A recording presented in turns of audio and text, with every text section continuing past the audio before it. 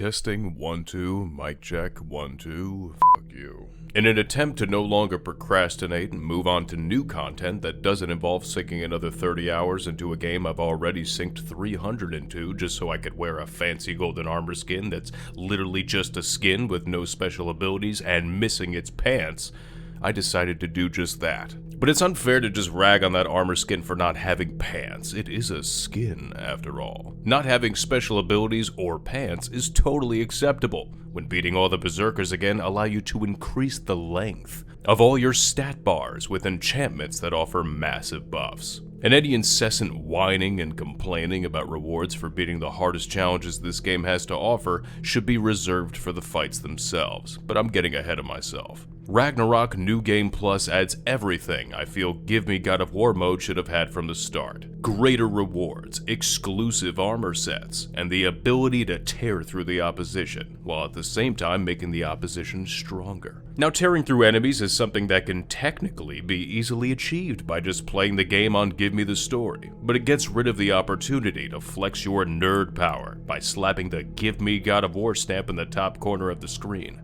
It's funny that this is something I yearn for, when all it does is make me increasingly impatient and reckless, throwing everything I have at endgame super bosses, flailing my body around like a brick shithouse who's never met a formidable foe, then getting kicked in the nuts, and sinking deeper into a depression that ironically makes me want to testicle like balls. But I keep it in a sack with a stick and I walk, by getting up and reliving the trauma over and over until this self-entitled infant gets what he wants. How dare you one-shot me on the hardest difficulty while I'm using an ability that increases damage output in exchange for more damage received? How dare you punish me for doing my chores in the form of doing all the side content in the game 3 times over by not allowing me to press a single button to win? I was gonna hold off on talking about the endgame super bosses, and considering I literally started the video talking about them and I'm continuing to do so, I'd say that strategy is working to perfection. While a majority of my complaints hold no merit, because they can all be summed up with, why am I not winning easily? I gotta praise these fights on New Game Plus for making certain attacks faster and adding attacks on top of attacks, forcing you to relearn the fights in some aspects,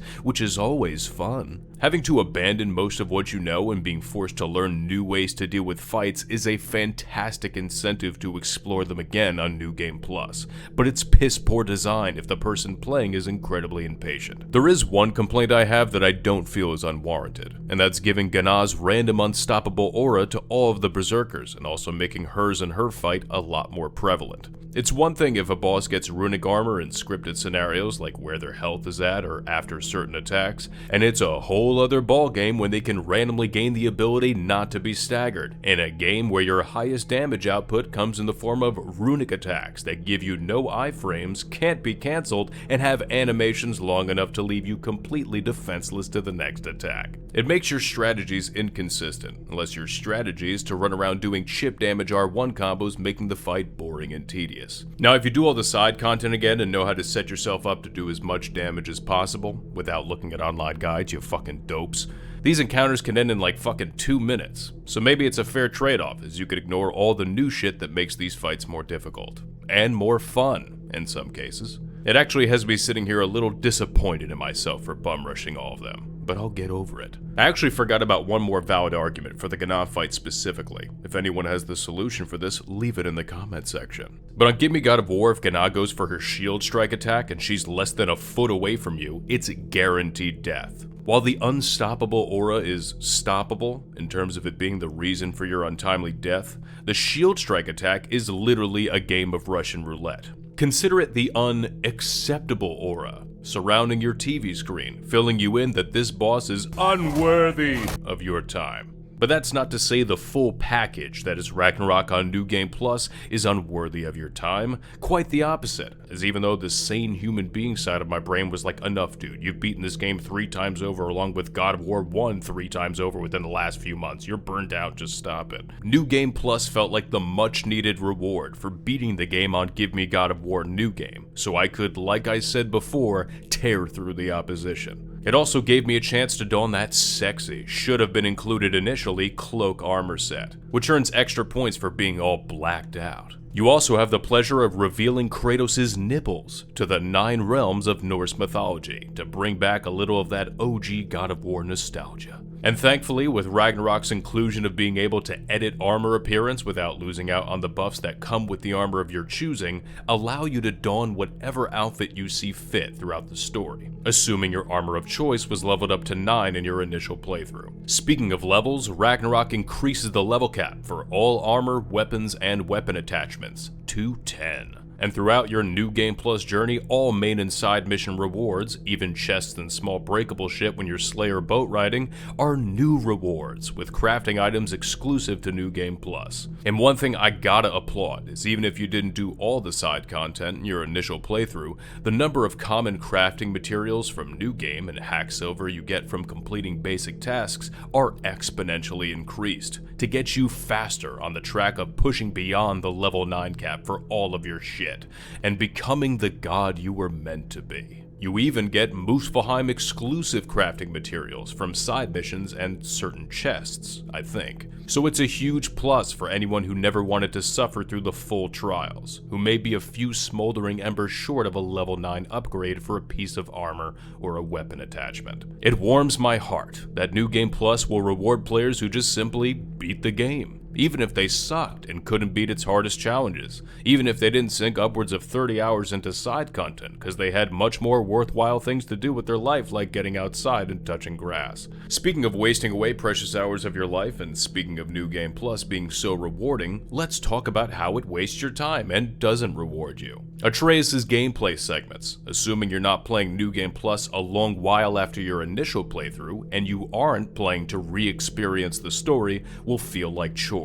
I didn't say this directly before, but in line with your level cap increasing, the level cap of the enemies increase. And because Atreus doesn't get any noticeable power buffs in New Game Plus, it just makes enemies completely annihilate you on harder difficulties, and they take less damage, which just makes what could already be seen as annoying and tedious on a second playthrough even more annoying and tedious. You'll be breaking past your maximum level cap with all your gear and weapons increasing all your stats, while at the same time consistently decreasing the length of time it takes to fucking eviscerate enemies as Kratos. Now's the perfect time for hour-long breaks so you can watch Angrboda scream Yala another 30 fucking times, as Yala moves fast in every scenario other than when you need her to traverse. So you can see the Asgard village in all its beauty again for a good 10 minutes. That would be even more beautiful if you could skip it. So you can watch the swords of Thrud phase in and out of her ass cheeks as she struggles to be anything beyond a passable companion. So you can hold up a mask for 5 minutes, waiting for Thor to finish throwing up or finish up his dialogue with Atreus. That always seems to last just long enough that I can't help but say, let's move this shit along now, please. But I guess you can get some more hack silver and scap slag out of it, as if the tens of thousands you get from chests and side content as Kratos isn't enough for you to upgrade literally every armor set and weapon in the game. Heavy shouts out to that, by the way. This game, both on New Game and New Game Plus, gives you so many resources and experience points that you have all the freedom in the world to vary up your playstyle at any given moment.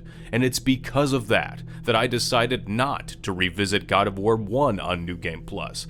Because irregardless if it addressed the issue of not having an abundance of crafting materials and money, and I've just forgotten, Ragnarok is a much better game. Even though having more weapons and abilities at the start might completely change how boring I felt the first third of the game could be on a first playthrough, especially on harder difficulties, Ragnarok is a much better game. Even though I could totally just play a few hours of it, and gather enough information to turn this video into another GeoDub versus GeoDub vid. Dub versus Geo. Well, here we go again, taking the deep dive back down to glorious inferiority. These games just can't let me go now, can they? But I had to revisit God of War 2018 on New Game Plus. And it's not just so I could title the video God of War vs. Ragnarok again and possibly increase its viewership, please. It's so I can find out if that grip these games have on me is as passionate as the grip the dwindling masses have on their invalid opinions calling God of War 4 a better game. Let's start with the positives. Like Ragnarok on New Game Plus, it's the much needed reward for beating the game on Give Me God of War, as it takes the predominantly boring and unbearably tedious first act of the game and cancels it, allowing you to tear through enemies like butter, assuming you upgraded the shit out of a late game armor set. It was insanely satisfying to just stun lock trolls to oblivion. Don't like the trolls? Well, on New Game Plus, you can politely ask them to step aside as you make the long 1 to 4 hour walk to the next actually unique boss fight. So much fun. I got to inflict the totally necessary torture onto the Elf King for being the worst boss fight in the entire series. The only reason Baldur would hit me was because I would send his ass flying to another dimension and have no clue where I left him.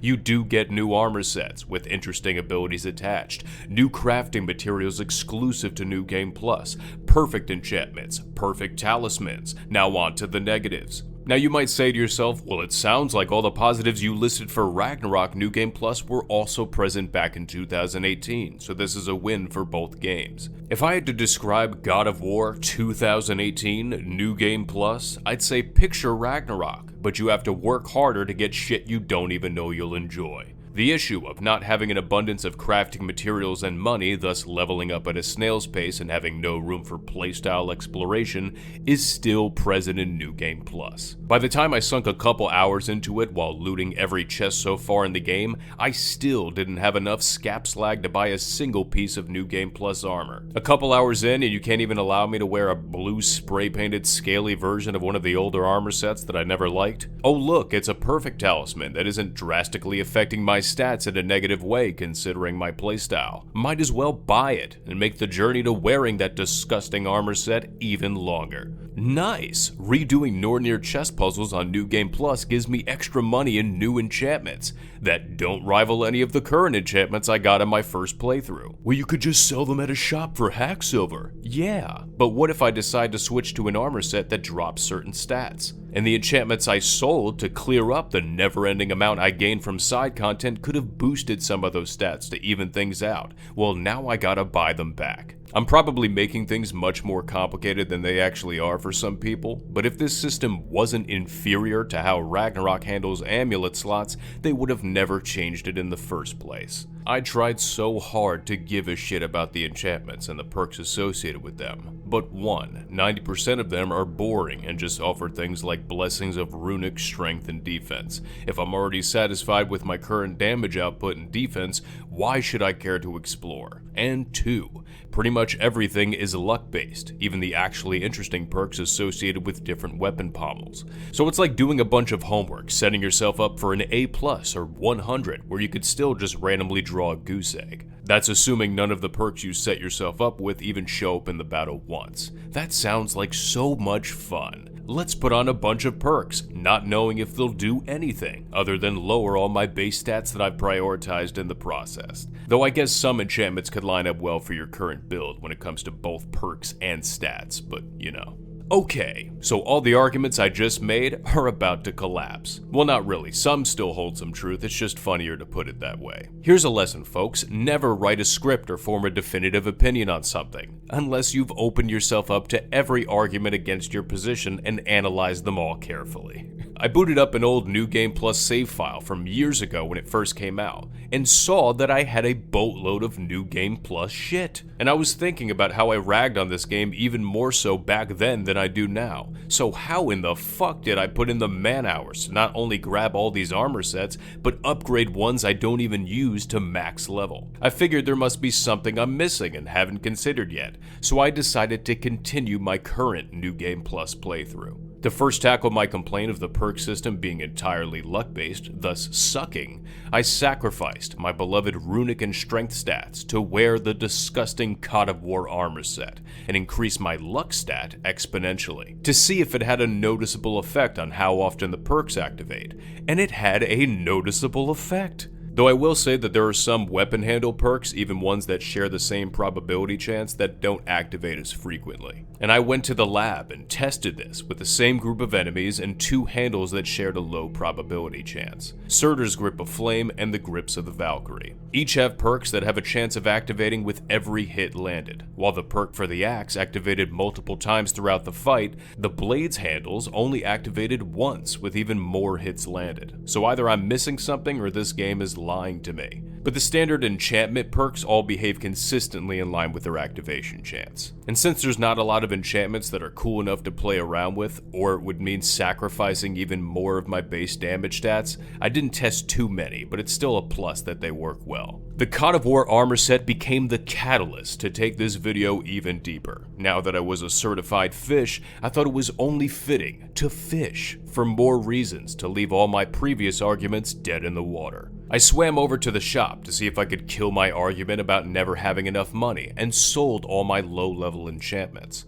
which left me with a decent chunk of change. But the big reveal that completely killed the argument was that you can convert XP into hack silver, 1 for 1. I don't know if this is present in New Game. If it is, maybe it doesn't completely kill my argument on a first playthrough, but it at least leaves it seriously injured. Because to those unaware, it is extremely easy to farm a large amount of XP infinitely in this game. Here's the exploit. Journal will reward you with XP for completing an action a certain number of times. Could be parries, executioner's cleaves, using a summon, etc, etc. The trick is, once you hit that number in any given fight, until you fully complete that fight, you can infinitely restart checkpoint, hit the number again, get the XP reward, rinse repeat. And you will always keep the XP you earned. It even works with dying, so long as you don't kill every enemy in front of you, or leave the fight if it's one the game allows you to leave. So in other words, you can't just perform a journal task, get in a boat, and immediately get out of it and do it again. The journal number will keep resetting to the number you entered the fight with. Accompany this with a high luck stat that increases the amount of XP gained, and you can generate a massive amount of XP in minutes and convert it all to money. Can't stress how easy this is, and I can't stress how stupid I am for not noticing it at first.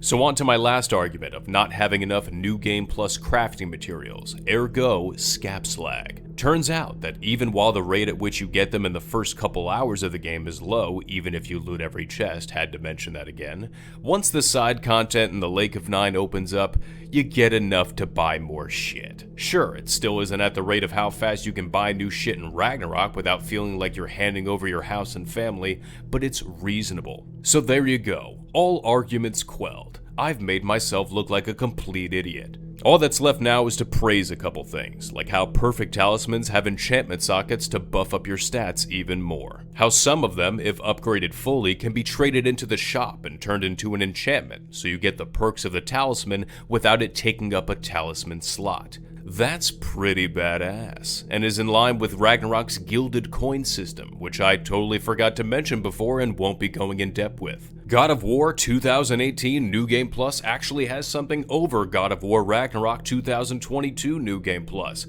in that all bramble chests can be unlocked with the blades the moment you see them, whereas in Ragnarok the only things you can interact with the spear are Nornir chests. Though you can't do the Hell's Winds puzzles until obviously after you visit Hell and garnered yourself some Hell's Winds. Also with the talismans and armor, some in your initial playthrough will be low level, regardless of how useful you might find the perks that come with them are, so you'll probably ditch them. But in New Game Plus, I believe all the ones that have special perks are level 8 by default when you buy them, so that's cool. It's kind of like the Ragnarok system where you can upgrade any armor set to be useful at all stages of the game. Like Ragnarok, the enemies are at a higher level on New Game Plus. Some have different attack patterns and behaviors, and stronger variants of common enemies appear earlier in the game. Now for the most part, if you set yourself up to tear through enemies, you won't notice most of these changes. It's only in the cases of bosses like the Valkyries, where if you're already familiar with how these fights work, you can notice and appreciate the slight tweaks to make them more difficult and interesting.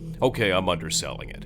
The Valkyries on Give Me God of War New Game Plus is the definitive way to fight them. Now things like damage output and damage received can be highly dependent on what your current build is, but maybe they still hit like trucks and take less damage regardless. I don't have the time to surf the web for this information. All that matters is some of the added attacks bring more life to the fights, especially the easier ones. Most of them just gain a single added attack or they're a little faster, but it was more than enough to boost the satisfaction for beating one of the more simplistic ones. As far as Sigrun goes, fuck this fight. Remember when I said New Game Plus was the well-deserved reward for beating the game on Give Me God of War? Well, Sigrun is the well-deserved fuck you for me ever saying that the King or Gná can stack up or surpass her in difficulty. Holy fucking shit. While a majority of her attack patterns are fairly easy to deal with once you learn them, she is so fucking fast on New Game Plus. She gains all the new attacks given to the other Valkyries, and her health bar takes forever to deplete because I'm not a loser who looks up how to beat her in 10 seconds with all the right buffs, though that shit is cool to watch. But the shit that pisses me off the most isn't the difficulty of the fight, it's the fact that sometimes things are completely inconsistent. There are times where she randomly won't stagger to runic attacks, and I'm assuming that once you break her out of an attack with a runic, you can't break her out of the following attack. That's what I've picked up, and you just have to wait until she's completely open again. But there are times when she is completely open and I haven't staggered her in a few minutes and she just absorbs that shit with no indication that she can't be staggered. When I've already staggered her in the same fucking scenario with the same fucking attack previously. Now maybe there's something I'm still missing, but I'm not gonna fucking sit here with a goddamn pen and paper until I figure it out. And I don't care what people say, regardless of how perfect I would dodge her nosedive attack, which is a fucking one-shot with my build, sometimes the game will just decide I'm getting fucked. It pretends I haven't dodged the same attack a million times perfectly. It decides to change the timing on it mid-fight completely at random. But now that I've actually conquered the fight, I'm no longer running on complaints. The fight is still incredibly engaging, and is the pinnacle of God of War bosses assuming you don't cheese it. So that's it, that's all I got. To the delight of any idiots with invalid opinions, I'm finally gonna come out and say it. God of War 2018 is on par with God of War Ragnarok 2022 on New Game Plus. And both games win! On New Game Plus. It's been a long ride with this God of War versus God of War content, 7 months after the release of Ragnarok, and I've barely touched any other games other than these two. And I was so ready to say I'm burnt out as fuck. There were definitely moments where I was, but I don't know, now that it's all over, it's a little bittersweet. It goes to show that you can still get a boatload of enjoyment out of gaming without hopping onto every new release. Really exploring a game in depth and mastering it. And even with 2 Give Me God of War playthroughs and no damaging the second or third hardest boss across both games on that difficulty, I still don't feel like I've mastered shit. And while I can say with these games that I've covered it all, you can never truly cover it all. There's always new discussions to be had, new things to discover, new ways to incorporate these games into other content, with games outside of the franchise, with games outside of the genre even. And I'll always be welcome to going back to the well with God of War. Hell, the next video I make just might still be covering these games. This long stretch of time exploring them has cemented them into my brain. A long and long road of blood, sweat, tears, anger, irritability, but most importantly, love and fun. If you loved this video, I strongly recommend checking out my Give Me God of War versus video, or the Big Daddy 2.5 hour versus video. Even if you just wanted to see me go in depth with one aspect of the games, be it story, gameplay, graphics, etc., they're all there.